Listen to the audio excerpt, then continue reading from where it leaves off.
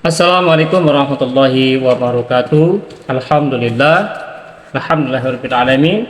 Wassalatu wassalamu ala asrofil anbiya'i wal mursalin wa ala alihi wa sahbihi ajma'in. Innal hamdalillahi nahmaduhu wa nasta'inu wa nastaghfiruhu wa na'udzu billahi min shururi anfusina wa min sayyiati a'malina. May yahdihillahu fala mudilla lahu wa may yudlil fala hadiya lahu. Asyhadu an la ilaha illallah wa asyhadu anna Muhammadan abduhu wa rasuluhu la nabiyya ba'dah. Alhamdulillah para sahabat sambil tutor, kita masih dapat berjumpa kembali ya dalam channel yang mengedukatif ya untuk kita dapat melakukan perawatan hijamah, bekam, ruqyah dan herbal HNI yang lainnya.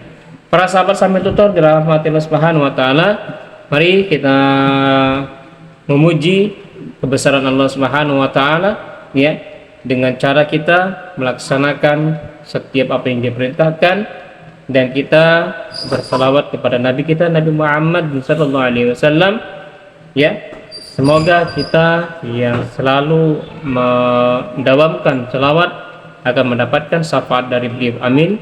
Amin ya rabbal alamin. Nah, para sahabat sambil tutor, kemungkinan saya sudah terlalu malam ya untuk membuat konten ini, tapi mau tidak mau harus kita buat dan harus kita publish ya, agar kita tetap mendapatkan rekomendasi dari YouTube ya.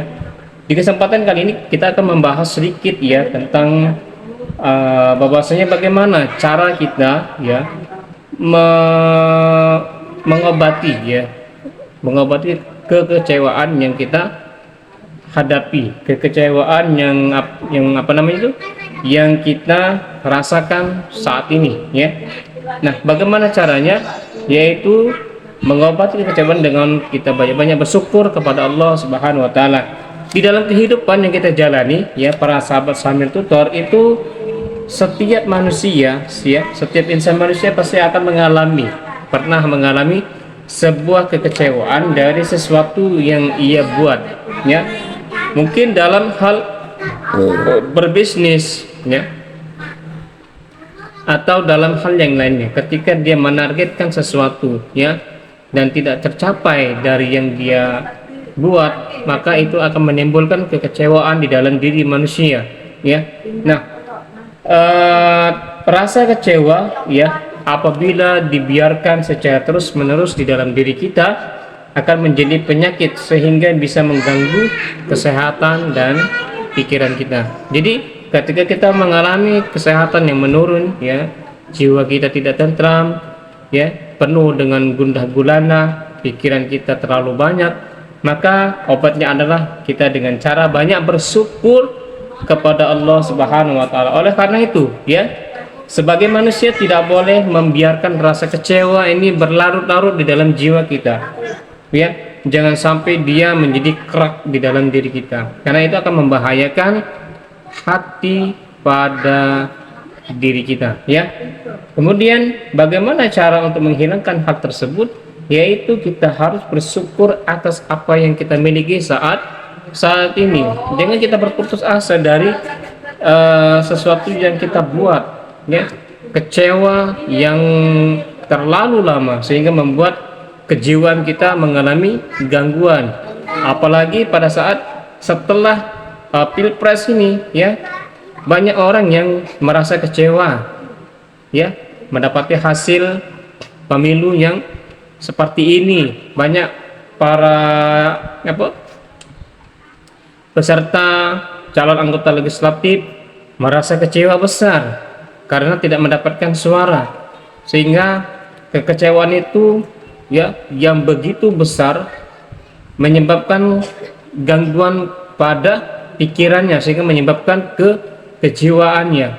Nah, ini harus berlapang dada ya. Sebenarnya kita harus berlapang dada, harus legowo dari apa yang didapatkan, dari apa yang Allah tentukan pada diri kita. Maka daripada itu ya, untuk mengobati rasa kecewa ini, pandai-pandai kita bersyukur kepada Allah Subhanahu wa taala. Seumpama kita telah habis uang 1 miliar, 2 miliar dalam pencalonan kita sebagai sebagai calon legislatif, kemudian gagal, maka tengok ya para apa namanya itu pemimpin-pemimpin di masa lalu, mungkin uangnya lebih dari itu habis, tapi dia masih tetap bisa menikmati hidup ini dengan kesederhanaan gitu ya. Nah, para sahabat sambil tutan yang dirahmati Allah Subhanahu wa taala, supaya kita semua bisa lebih mudah dalam bersyukur, maka kita perlu mengetahui apa itu yang dimaksud dengan bersyukur, pengertian bersyukur dalam Islam dan manfaatnya untuk diri kita ya. Pengertian bersyukur dalam Islam ya seperti yang dikutip di dalam buku ya pelajaran tentang bersyukur karya Muhammad bin Saleh Al-Munajjid ya, berdasarkan bahasa ya,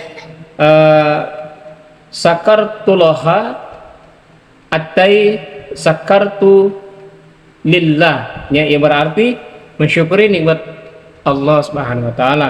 Selainnya juga bersyukur diartikan sebagai perasaan senang kita, perasaan kita senang dalam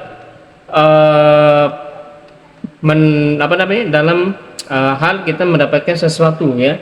Kemudian dari bahasa Arab yaitu sakara yaskuru ya, sekran yang berarti pujian kepada pemberi kebaikan ya.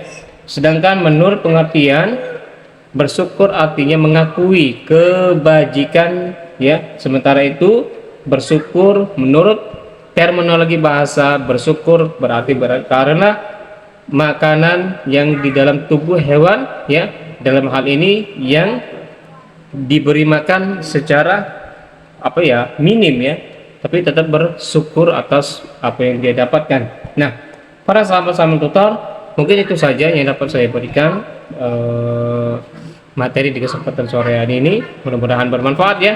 Lebih dan kurangnya kepada Allah saya mohon ampun, kepada para sahabat sahabat tutor saya mohon maaf yang sebesar-besarnya. Akhirul kalam, wabillahi taufiq wal hidayah. Wassalamualaikum warahmatullahi taala wabarakatuh.